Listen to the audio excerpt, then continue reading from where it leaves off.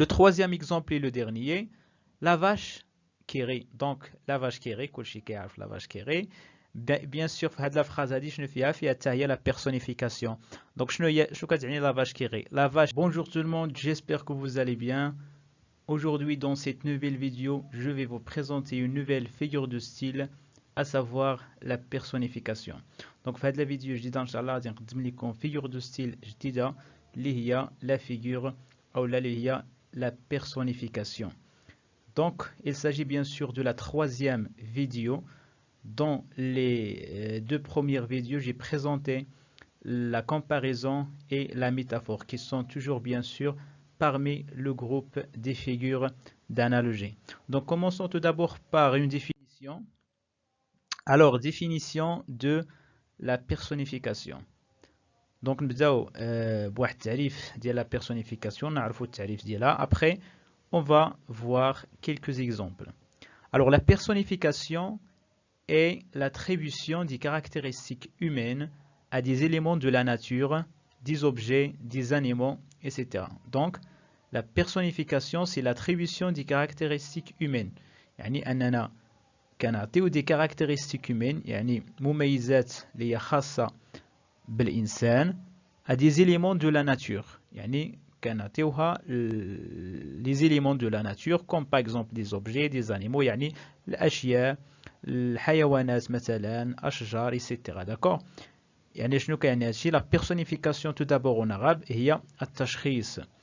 يعني كنشخصوا واحد الحاجة كنشخصوا واحد الحيوان. شنو هي كنشخصوا يعني كنعطيو واحد الصفة l'attribution des caractéristiques humaines. يعني كنعطيو واحد الصفة اللي خاصة بالإنسان بحال مثلا النوم بحال مثلا يعني أنه تيهضر أنه مثلا كينعس أنه مثلا كيضحك إيسيتيغا داكور ولا البلور يعني كيبكي إيسيتيغا داكور. هادو هما الصفات اللي هي خاصة مثلا بالإنسان كنعطيوها للجماد الحيوان داكور. دونك هذه كتسمى لا بيرسونيفيكاسيون التشخيص. دونك جات من لا بيرسون لا بيرسونيفيكاسيون.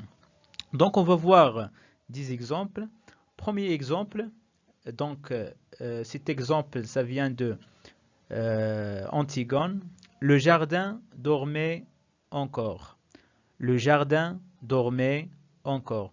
Donc ici le jardin, il s'agit bien sûr d'un élément de la nature, ok? Il s'agit d'un élément de la nature.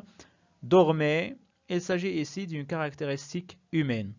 Alors le jardin هو الحقل أو الحقول باللغة العربية يعني الجمع. dormait يعني ما زال نائما. dormait encore ما زال نائما. الحقل ما زال نائما. دونك هنايا هاد ليليمون دو لا ناتور شنو عطينا واحد الصفة ديال الإنسان اللي هي لو فيرب هنايا dormir. Alors il s'agit ici d'une personnification. On a personnifié le jardin. Donc le jardin ne dormait pas bien sûr. Donc cette caractéristique, c'est une caractéristique humaine. Alors c'est une personnification. Donc on va voir un deuxième module, exemple.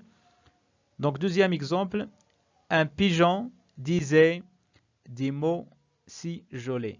Un pigeon disait des mots si jolis. Alors un pigeon, طائر, donc un pigeon هو طائر, disait des mots, يعني يقول كلمات. Alors طائر bien sûr يغرز, يعني لا يقول كلمات وإنما يغرز. Donc هنا شنو عطينا disait des mots, donc le verbe dire. Donc هنا عطينا bien sûr une caractéristique humaine اللي هي le fait de parler.